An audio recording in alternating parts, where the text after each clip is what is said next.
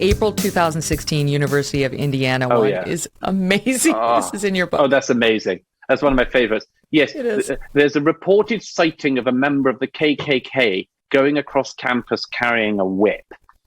A totally common occurrence at liberal arts college campuses. I think you'll agree, Megyn. I mean, they're almost too mundane and commonplace to even notice. But anyway, this student made the claim. Others, the whole campus goes into lockdown.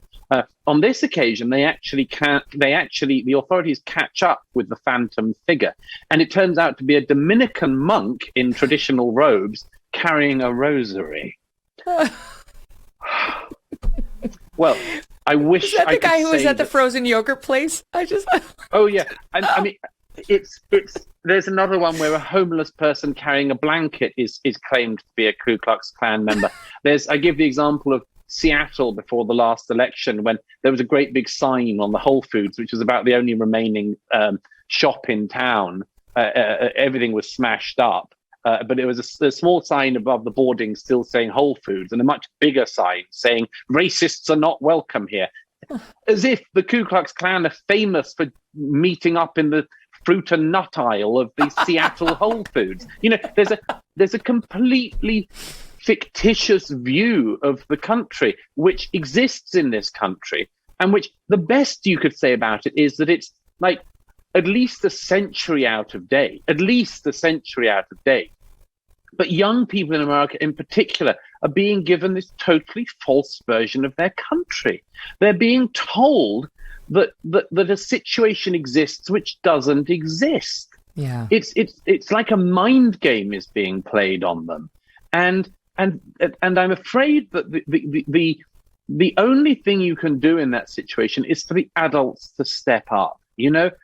Not to give in, not for the trustees of every institution and every university and more to just give in to this cultural revolution, but to say, you know what, we're adults. And there are things that you learn with time. And one of them is a reasonable attitude towards your own country, because you've lived a bit longer. And you can say a bit more clearly what the situation is actually like. So instead of pandering to the child who believes that they see the KKK around every corner, you say, actually, there was a time in the past where that could have been the case, but it hasn't been in my lifetime or my grandparents' lifetime, and it certainly isn't in your lifetime. So don't be afraid of false bogeymen. Don't be scared into believing a version of your country that isn't true. Don't listen to the people who tell you that everyone is divided by the color of their skin. We are trying to get in America and in the West in general to a position where the color of someone's skin is basically as uninteresting as the color of their hair, and that it is no more desirable to divide people by skin color than it is by hair color. You know, that's the position we're trying to come to. We're not far off it. You know, we're certainly much closer to it than any other societies on Earth. We're not far off it, and there might be things we can do to make that situation more, you know, embedded and complete. But the worst way to reach it would be to re-racialize society by telling people, the KKK around every corner, that white people are all the problem, and that everyone who's black suffers from the very existence of whiteness. And the only thing that white people can do is to go up to their black friends and neighbors and spouses and much more and say all the time, I'm so sorry for stealing your black joy. Inflation is out of control, and one area we see it more than ever is in the grocery store. Even though grocery prices feel like they have doubled, Good Ranchers prices have stayed low and affordable. Once you subscribe, your price never goes up. Your best price is locked in for life. They sell 100% American meat, and they deliver it to your door for a great price. The problem with all that grass-fed beef in stores and online, 85% of it is imported. You don't know where it's coming from. You shop Good Ranchers, you buy American for all your beef, chicken, and seafood needs.